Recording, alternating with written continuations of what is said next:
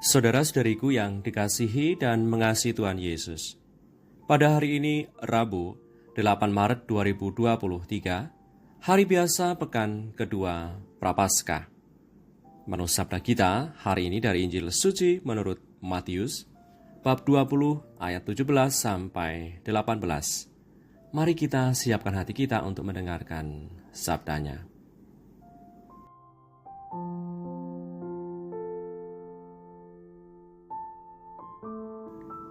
Sekali peristiwa ketika Yesus akan pergi ke Yerusalem, ia memanggil ke-12 muridnya tersendiri dan berkata kepada mereka di tengah jalan, "Sekarang kita pergi ke Yerusalem, dan Anak Manusia akan diserahkan kepada imam-imam kepala dan ahli-ahli Taurat, dan mereka akan menjatuhi dia hukuman mati. Dan mereka akan menyerahkan dia kepada bangsa-bangsa yang tidak mengenal Allah, supaya ia diolok-olokkan, disesah dan disalibkan, dan pada hari ketiga ia akan dibangkitkan." Maka datanglah ibu anak-anak Zebedeus serta anak-anaknya itu kepada Yesus, lalu sujud di hadapannya untuk meminta sesuatu kepadanya. Kata Yesus, "Apa yang kau kehendaki?" Jawabnya, "Berilah perintah supaya kedua anakku ini boleh duduk kelak di dalam kerajaanmu, yang seorang di sebelah kananmu dan yang seorang lagi di sebelah kirimu." Tetapi Yesus menjawab, katanya, "Kamu tidak tahu apa yang kau minta. Dapatkah kamu meminum cawan yang harus kuminum?" Kata mereka kepadanya, "Kami dapat." Yesus berkata kepada mereka, "Cawanku memang akan kamu minum, tetapi hal duduk di sebelah kananku atau di sebelah kiriku, aku tidak berhak memberikannya. Itu akan diberikan kepada orang-orang bagi siapa Bapa-Ku telah menyediakannya." Mendengar itu, marahlah ke-10 murid yang lain kepada kedua saudara itu. Tetapi Yesus memanggil mereka lalu berkata, "Kamu tahu bahwa pemerintah-pemerintah bangsa-bangsa memerintah rakyatnya dengan tangan besi, dan pembesar-pembesar menjalankan kuasanya dengan keras atas mereka. Tidaklah demikian di antaramu. Barang siapa ingin menjadi besar di antaramu, hendaklah ia menjadi pelayanmu, dan barang siapa ingin menjadi terkemuka di antaramu, hendaklah ia menjadi hambamu. Sama seperti Anak Manusia datang bukan untuk dilayani, melainkan untuk melayani dan untuk memberikan nyawanya menjadi tebusan bagi banyak orang." Demikianlah sabda Tuhan. Terpujilah Kristus.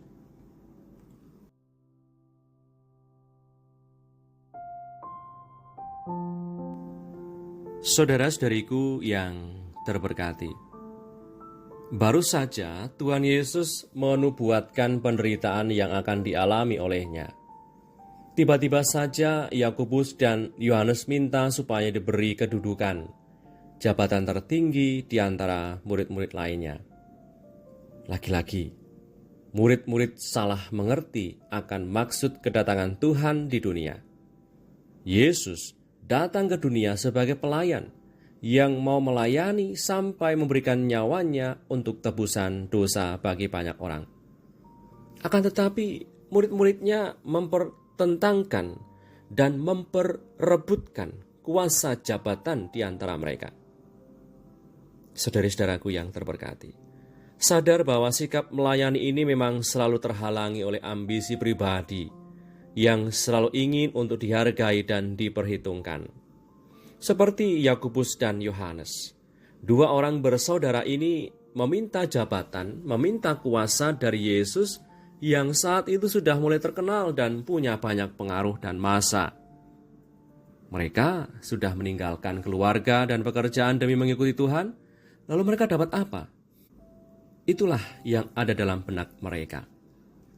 Di awal masa pembentukan jati diri sebagai murid Tuhan dan Rasul, murid-murid Tuhan juga ternyata bergumul dengan jabatan dan kuasa duniawi, memperebutkan yang paling berpengaruh dan punya kuasa paling hebat di antara mereka.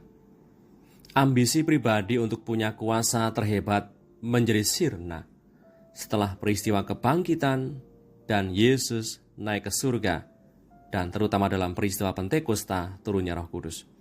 Mereka tidak lagi mencari siapa yang paling hebat, siapa yang paling berkuasa, dan siapa paling mendapatkan banyak kuasa. Tapi mereka pergi sebagai utusan, mewartakan kabar gembira bahwa Yesus adalah Tuhan ke segala ujung bumi dengan semangat pelayanan total. Saudara-saudaraku yang terberkati, rahmat baptisan yang telah kita terima menjadikan kita kudus dan sebagai anak-anak Allah Bapa di surga. Salah satu cara agar kita tetap ada dalam suasana berrahmat, suasana kekudusan adalah dengan mengupayakan sikap pelayanan seperti Tuhan Yesus mau melayani. Sikap pelayanan nyata dalam ungkapan mudah bersyukur, lebih banyak memahami sesama, menyelesaikan tugas secara tuntas, dan bertanggung jawab, berpilah rasa pada sesama yang membutuhkan.